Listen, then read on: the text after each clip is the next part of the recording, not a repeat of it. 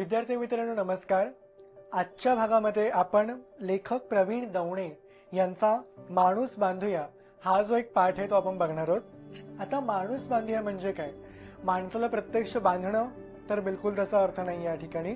माणूस बांधूया म्हणजे माणूस जोडूया, माणूस सांधूया असा एक अर्थ आहे याचा। त्यामुळे एक प्रकारे मानवी भावना काय असतात आणि आजच्या काळामध्ये संवादाची गरज, नितांत अशी गरज काय असते आणि आपण प्रत्येक वेळेला एका गर्तेमध्ये अडकलेलो असतो। म्हणजे आजचा काळ तसं बघायला गेलं तर पूर्णतः एक असा व्यस्त किंवा व्यग्र अवस्थेमधला आजचा काळ आहे आणि या काळामध्ये या आजच्या युगामध्ये जगत असताना आपले जे भावभावना आहेत ते व्यक्त करायला माणसाला माणसाशी बोलायला फारसा वेळ नाहीये।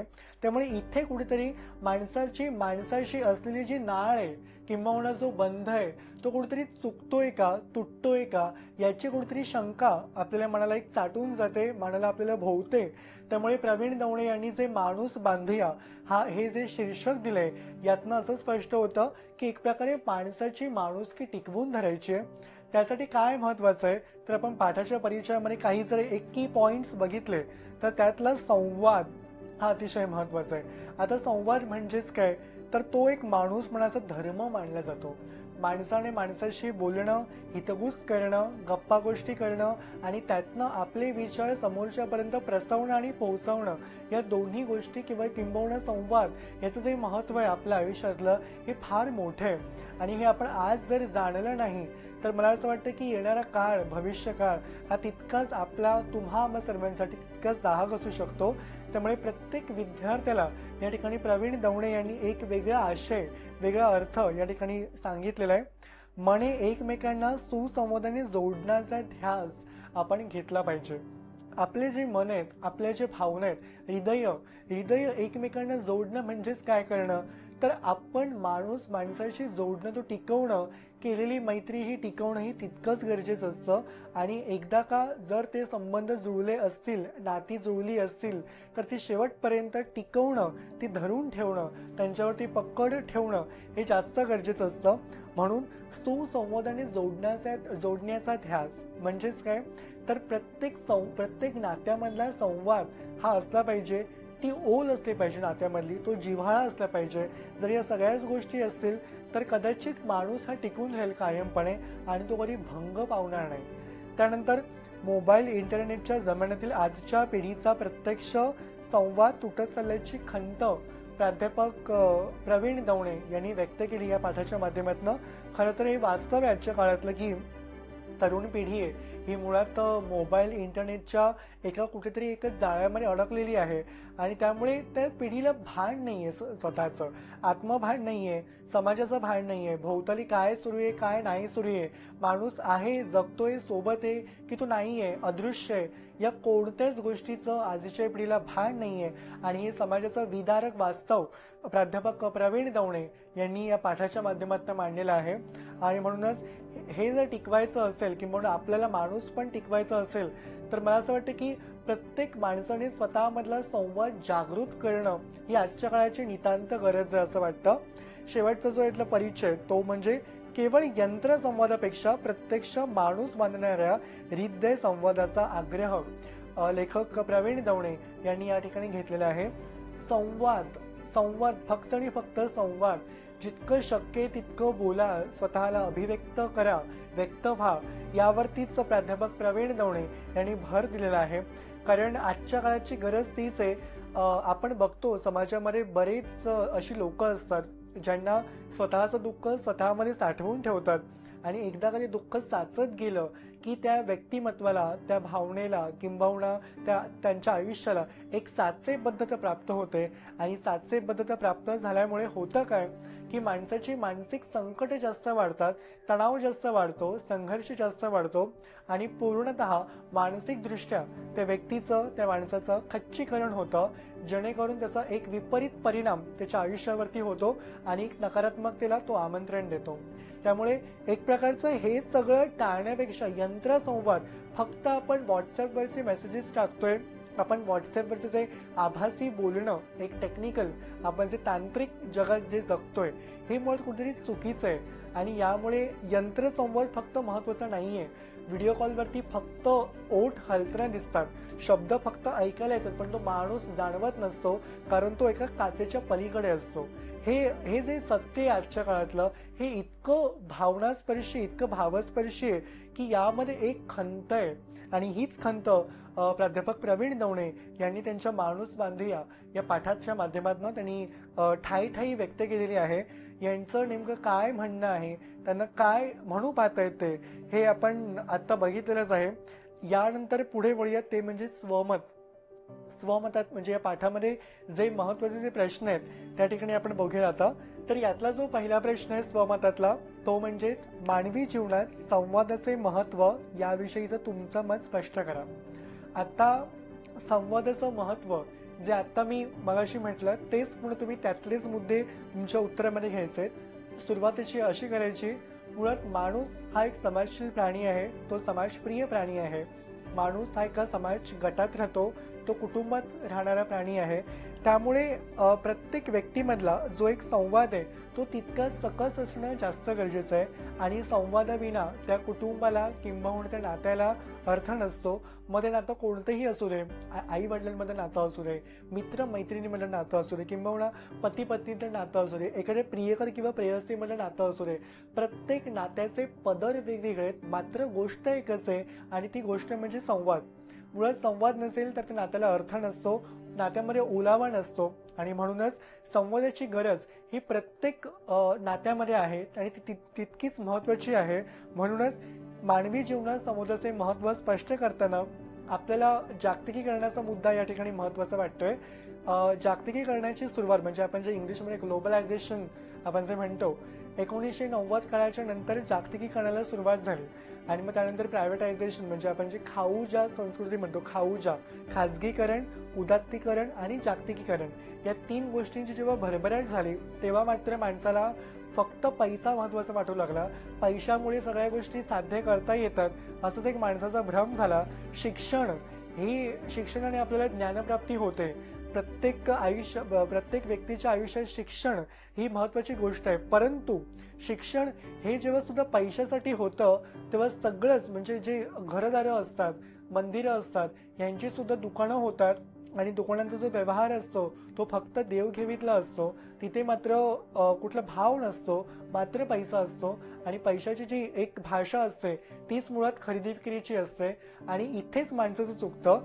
माणसाने फक्त पैसा बघितला, माणसाने खरं सुख नाही बघितलं. माणूस फक्त पैशाच्या आहारी गेला, पैशाला अधीन झाला. आणि पैशाला अधीन झाल्यामुळे माणसातला जो सच्चेपणा होता, जो खरेपणा होता, तो कुठेतरी विरून गेला. माणसातली जी ओल होती खरेपणाची ती कुठेतरी विरून गेली. आणि तेव्हा एक माणसातली माणुसकी ही सुद्धा एक आपसुकपणे संपुष्टात येऊ लागली हळुवारपणे. आणि म्हणूनच संवाद हा कुठेतरी मागे पडला. माणूस फक्त एका गोष्टीसाठी वागू लागला, ती म्हणजे स्पर्धा. आणि ही पराकोटीची जी औपचारिकता जी आहे, आपण ज्याला इंग्लिशमध्ये फॉर्मॅलिटी बोलतो, ही फॉर्मॅलिटी हळूहळू वाढू लागली. माणसातलं बोलणं यामध्ये सुद्धा बरीच स्थित्यंतरं होत गेली. माणसातलं बोलणं म्हणजे आपण जेव्हा एखाद्या कार्यस्थळी बघतो, फक्त माणूस तेवढ्या एका मर्यादेमध्ये बोलतो. त्यानंतरचा जो संवाद असतो तो फक्त एक औपचारिकतेचा एक संवाद असतो. त्यामुळे ही जी औपचारिकता जी आहे ही औपचारिकता प्रत्येक मानवाला घातक ठरते. आणि म्हणूनच माणसातलं असलेलं जे जिव्हाळ्याचं नातं होतं, माणसाशी असलेला जो एक संवादाचा जो व्यवहार होता, व्यापार होता, तो कुठेतरी संपुष्टात आलाय. आणि त्याचं एक काय म्हणू शकतो, सौहार्द होता प्रत्येक माणसाच्या मनातला, जी ओल होती भावनेची, ती कुठेतरी संपली. आणि खऱ्या अर्थाने एक संवादाचं महत्व तेव्हा जागा झालं. आणि आजही आजच्या 21व्या शतकात सुद्धा आपल्याला संवादाची निकड का भासते याची कारणं हीच आहेत की आपण प्रत्येक ज्या वातावरणामध्ये आपण राहतो ते असं म्हणजे एक बोलतो की समाज हा फक्त पैशाच्या पाठी लागलाय, मात्र खरं सुख जे होतं ते कुठेतरी तो त्याने मागे टाकलं, किंबहुना तो त्याला कुठेतरी त्या संधीला मुकला असं आपण म्हणू शकतो. आणि म्हणूनच आजच्या काळामध्ये या पैशाच्या किंबहुना या खोट्या पैशाच्या मागे पडणाऱ्या काळामध्ये सुद्धा इतकी निकड, संवादाची निकड का आहे, कशासाठी आहे, हे प्रत्येक तुम्ही आम्ही तपासलं पाहिजे. तेव्हा खऱ्या अर्थाने संवादाचं महत्त्व का आणि कशासाठी, त्याची जागृती आपण का करतोय आणि इतका अट्टहास का करतोय, याची जाग तेव्हा माणसाला येईल आणि खऱ्या अर्थाने माणसाचा माणूस पण तेव्हा जागा होईल आणि भान, जे अस्तित्वाचं जे भान आहे, आत्मभान जे आहे, याची सुद्धा प्रचिती माणसाला सहजतेने सहजगता येऊ शकेल. अशा उत्तराने, अशा ओळीने, शब्दांनी तुम्हाला तुमच्या उत्तराचे शेवट करायचंय. उत्तराचा शेवट मात्र सकारात्मकच करायचंय, त्यामध्ये कोणतीही नकारात्मकता नसेल. यानंतरचा पुढचा भाग तो म्हणजे अभिव्यक्तीचा. आता अभिव्यक्ती, जिकडे तुम्हाला व्यक्त व्हायचंय. नव्या जगाची जीवनशैली माणूसपणाशी जवळीक साधत नाही, या लेखकाच्या मताशी तुम्ही सहमत आहात की असहमत, ते सकारण स्पष्ट करा. आता तुम्हाला सकारण स्पष्ट करायचंय. सकारण म्हणजेच काय, विथ रिझन. मग तुम्ही ते ॲग्री, सहमत आहात की डिसॲग्री आहात, असहमत आहात, या दोन्ही गोष्टी तुम्हाला परफेक्ट दाखवायच्या. हे दाखवत असताना तुम्हाला पॉझिटिव्ह निगेटिव्ह दोन्ही पैलू मांडायचे आहेत. आता मात्र नव्या जगाची जीवनशैली माणूसपणाशी जवळीक साधत नाही. तेच जे मगाशी मी म्हटलं की आत्ताचा जो माणूस आहे, आत्ताच्या युगातला जो माणूस आहे, तो फक्त पैशाच्या हव्यासा पोटी पडलेला माणूस आहे. त्यामुळे माणसाला आजच्या अस्तित्वाचं भान नाहीये. नाते, जे नातं आहे त्याने जे निभावलेलं आहे की म्हणजे जे मिळवलेलं आहे, त्याला जे मिळालेलं नातं आहे, हे टिकवायचं कसं, याची त्याला जाण नाहीये. त्यामुळे आई वडिलांच्या प्रेमाला, आई वडिलांपासून लांब राहणारी मुलं आजच्या जमान्यामध्ये किंवा आजच्या काळामध्ये आपल्याला पाहायला मिळतात. एक प्रकारे खाजगीकरण जे आपण म्हणतो, प्रायव्हसी, ही प्रायव्हसी बरीच वाढलेली आहे. त्यामुळे जन्मतः ते आई वडील त्या मुलांना नकोसे होतात आणि स्वतःच्या आई वडिलांपासून ती मुलं लांब होतात, दूर होतात, मुक्त होतात.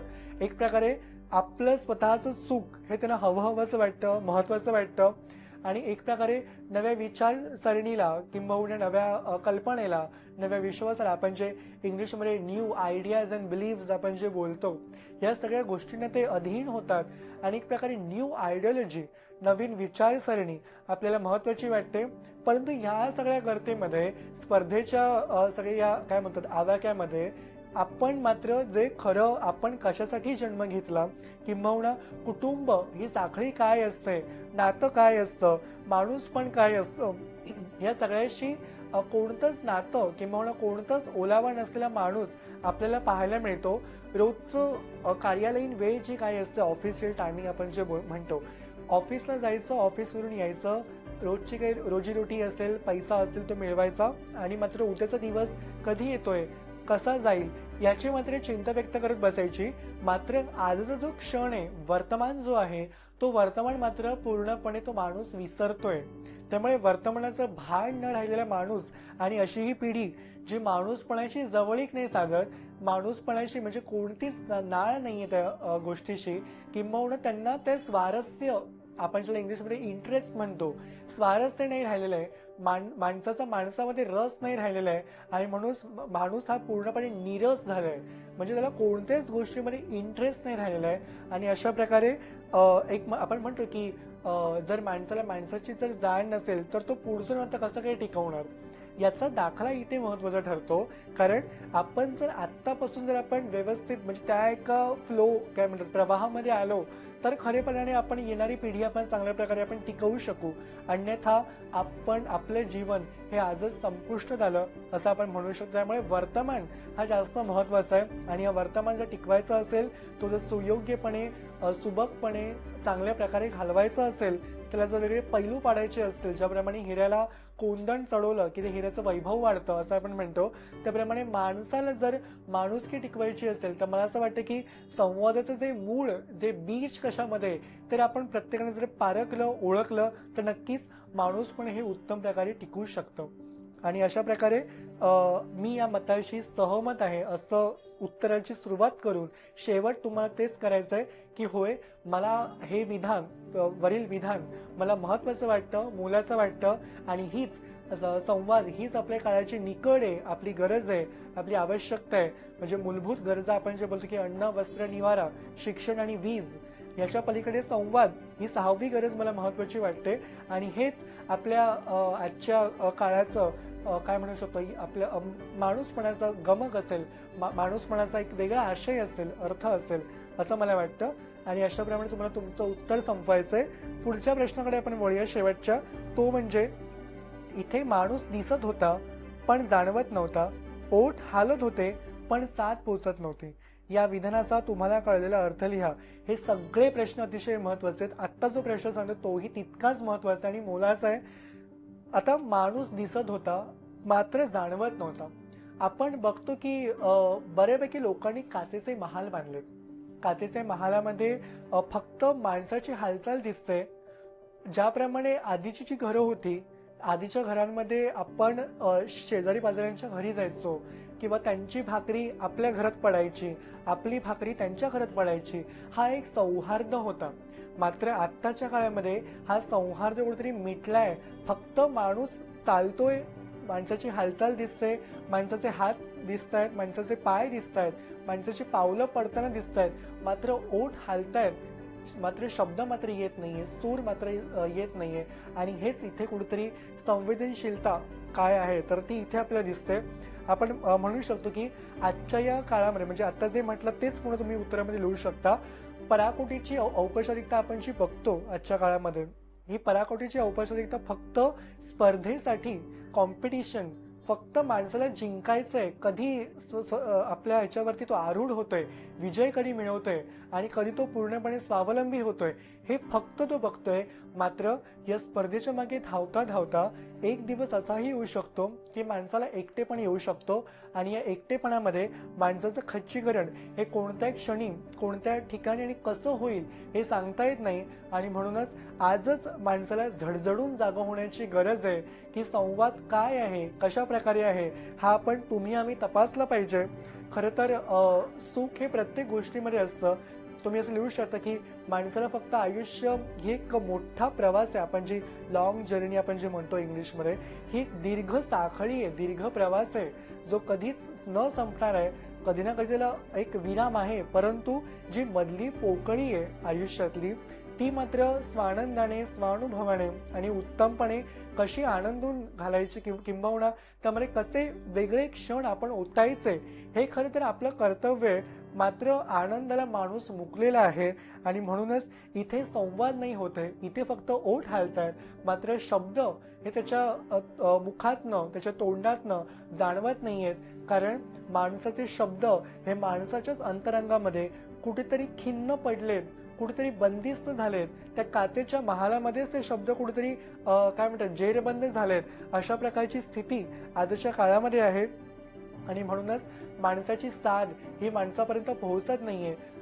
तुम्ही असंही लिहू शकता की शेजारी असलेली व्यक्ती ही जिवंत आहे का ती मृत आहे हेही बघण्यासाठी आपल्याला आपल्या दाराच्या पलीकडे जावं लागतं. म्हणजेच काय तर की आपली साधच पोहोचत नाहीये. संवाद जर नसेल तर त्या नात्याचा, त्या गहिरेपणाचा, त्या ओलाव्याचा अर्थ तरी काय. आणि म्हणूनच प्रत्येक नातं जर टिकवायचं असेल त्या नात्यामध्ये जर खरंच एक त्यामध्ये काय म्हणू शकतो आपण जी तेजाची ज्योत आहे ती जर नव्याने प्रज्वलित करायची असेल तर आजच आपल्याला एक संवादाची गरज प्रत्येक मनामनामध्ये निर्माण करण्याची गरज आहे. आणि म्हणूनच इथे आपण जो म्हणतोय की माणूस फक्त दिसतोय मात्र जाणवत नाहीये, तर खऱ्या अर्थाने आपण जर ह्या सगळ्या गोष्टी जर अवलंबल्या, अंगीकारल्या, जे जे महत्वाचं आहे ते सगळं आपण जर माणसासाठी माणसाने केलं तर निश्चित खऱ्या अर्थाने माणुसकीचं दर्शन, विलोभनीय दर्शन माणसाला स्वतःहून उमगेल आणि खऱ्या अर्थाने माणसाची प्रचिती काय आहे किंबहुना त्याचं स्वत्व काय आहे, स्वास्थ्य काय आहे हे त्याला समजून येईल. आणि खऱ्या अर्थाने माणसाचं एक सकारात्मकता किंबहुना आपण जे म्हणतो की माणसाची माणुसकी कुठे तर ती माणसाच्या अंतरंगात असते. ही लपलेली माणुसकी किंबहुना हा कुठेतरी संपलेला संवाद तो पुन्हा एकदा चालू करायचा आहे. त्याला कुठेतरी विराम मिळालेला होता, मात्र ते विराम काढून, तो एक पूर्णविराम काढून आता त्याला स्वल्पविराम देण्याची वेळ आली आहे. आणि खऱ्या अर्थाने हे जेव्हा सातत्याने पुढे जात राहील तेव्हा खऱ्या अर्थाने आपल्यातली माणुसकी, आपल्यातला समाज आणि आपल्यातला माणूस, कुटुंब, नाती, ओलावा या सगळ्याच गोष्टी व्यवस्थितपणे, सुरळीतपणे टिकून राहतील. हाच एक आशावाद या ठिकाणी वाटतो. त्यामुळे अशा प्रकारे तुम्ही जरी उत्तर लिहिलं तरी एक 4 पैकी 3.5 3.5 असे जे मार्क असतात हे मिळू शकतात. फक्त उत्तराची मांडणी ही योग्य असली पाहिजे आणि एक आकर्षक शब्द जे आजच्या काळाला अनुसरून तुम्हाला तुमच्या उत्तराची बांधणी करायची, मांडणी करायची. अशा प्रकारे हे सगळे प्रश्न महत्वाचे आहेत. व्यवस्थित करा. वळूया पुढच्या पाठाकडे.